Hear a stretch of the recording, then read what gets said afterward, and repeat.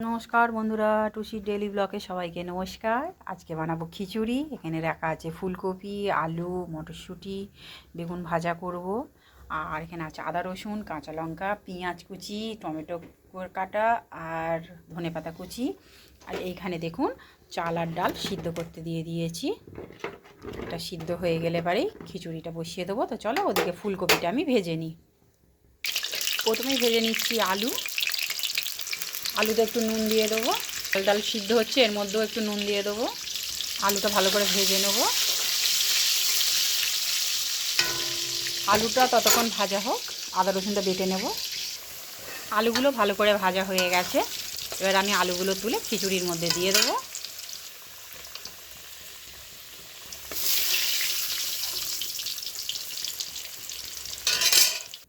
আবারও ওই তেলের মধ্যে দিয়ে দেবো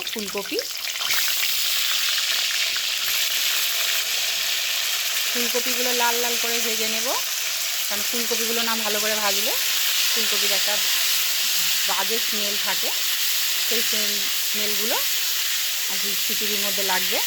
আর ফুলকপিটা ভালো করে ভাজলে খেতেও ভালো লাগবে। আচ্ছা, এর মধ্যে দিয়ে দেবো মটরশুঁটি।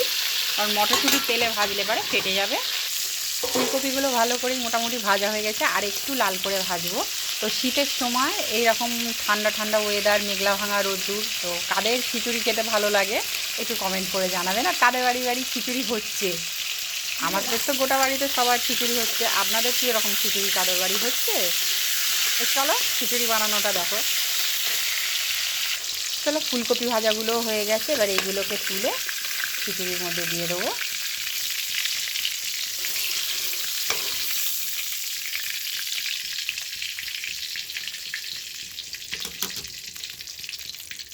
ওই একই তেলে বেগুনগুলোকে ভেজে নেব।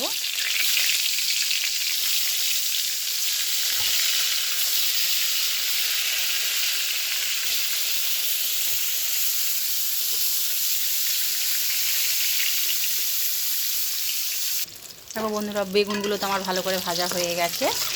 এবার বেগুনগুলো তুলে নেবো আর একটু উল্টে পাল্টে নিয়ে। আর খিচুড়ির ফোড়নের জন্য রেখেছি শুকনো লঙ্কা, তেজপাতা আর গোটা জিরে।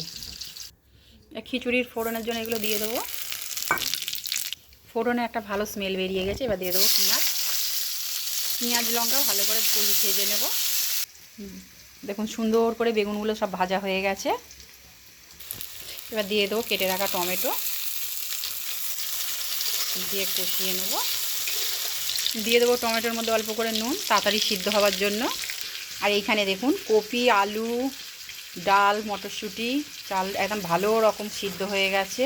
এবার ওই মশলা কষিয়ে এর মধ্যে দিয়ে দেবো। আর এখানে টমেটোটা ভালো রকম সিদ্ধ হয়ে গেছে। এবার দিয়ে দেবো বেটে রাখা আদা রসুনটা দেওয়া হয়ে গেছে। ভালো করে কাঁচা গন্ধ যতক্ষণ না যায় ততক্ষণ কষিয়ে নেব।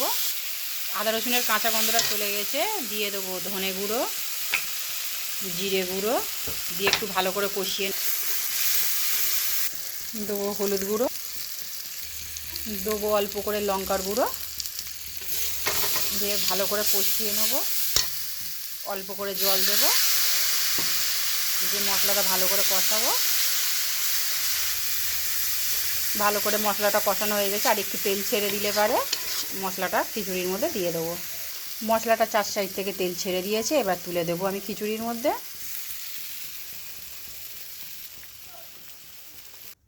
দেখুন মশলা দিয়ে করা হয়ে গেছে, এতে দেওয়া খিচুড়িতে দেওয়া হয়ে গেছে। এবার একটু ফুটে উঠলে পারে ধনিয়া পাতা, গরম মশলা দিয়ে লাপিয়ে নেব। একটু ফুটতে থাকুক, খিচুড়িটা আমাদের পুরো রেডি।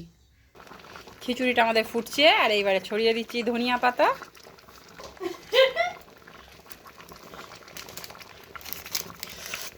দিয়ে দেবো গরম মশলা। খিচুড়িটা আমাদের কমপ্লিট। আচ্ছা, খিচুড়ি রান্নাটা কেমন হয়েছে কমেন্ট করে সবাই জানাবেন। আর এরকমভাবে বাড়িতে বানিয়ে খাবেন, খেয়ে বলবেন এই ঠান্ডার সময় শীতকালে কাদের কাদের বাড়িতে খিচুড়ি আজকের দিনে বিশেষ করে হয়েছে কমেন্ট করে বলবেন।